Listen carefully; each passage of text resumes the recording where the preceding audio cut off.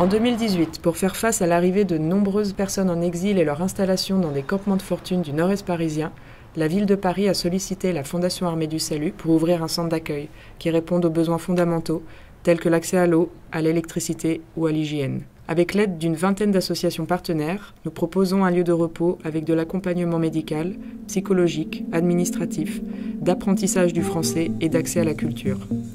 Ensemble, nous avons formé la halte humanitaire.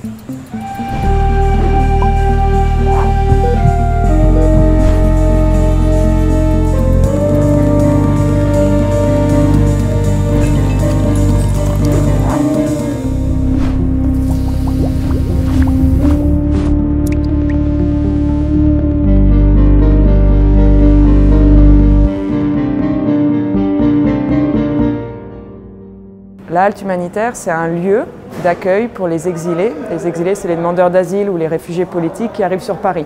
Donc, dans un premier temps, c'est un lieu d'accueil pour ce qu'on appelle les primo-arrivants, pour donner de l'information et orienter les personnes vers les bons services. La première question, les bénéficiaires, est-ce qu'elle est un récipient ou est-ce qu'elle est réfugiée ou est-ce qu'elle est à demande d'asile, la nationalité, il habite où, comment lui connaît la halte.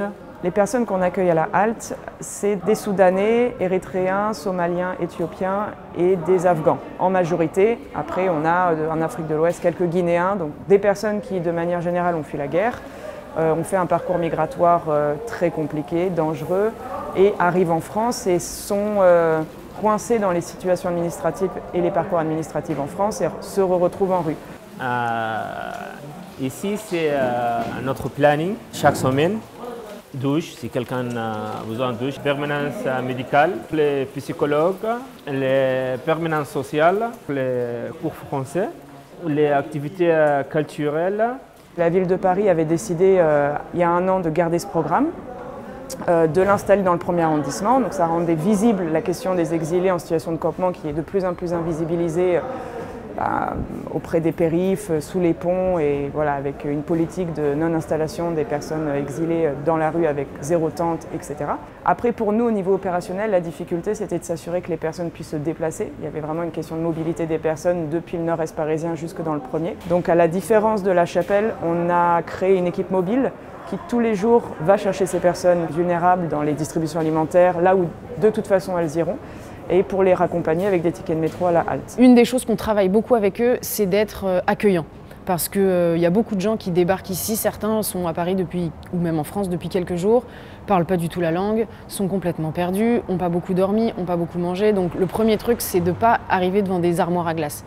Et on a vraiment des agents de sécu qui travaillent avec nous depuis longtemps et qui savent être accueillants, mettre en confiance et vraiment faire un boulot presque d'agent d'accueil, de dire bienvenue à la halte. On a une équipe d'agents de ménage et de logisticiens. Et ce qu'on essaye de faire à la halte, c'est de faire monter en compétence nos staffs. Et ça passe vraiment, en tout cas j'ai vraiment essayé de le faire au maximum en logistique, c'est de responsabiliser petit à petit nos staffs, qui sont donc certains en logistique, en chantier d'insertion ou en CDI maintenant, et qui sont des réfugiés politiques qui n'ont pas une maîtrise totale du français, qui n'ont pas de maîtrise du tout de l'outil informatique, des tableaux Excel, de la logistique, ou même de la manière dont on travaille en France. Avant, j'étais bénévolat. Je connaissais Marie avant et j'étais bénévolat, comme ça j'ai commencé à être bénévole avec eux. Et quand j'ai reçu mes papiers administratifs de réfugiés statuaires, et ils ont embauché ici, je travaillais. Avant, je venais d'Afghanistan, je viens d'Afghanistan et voilà.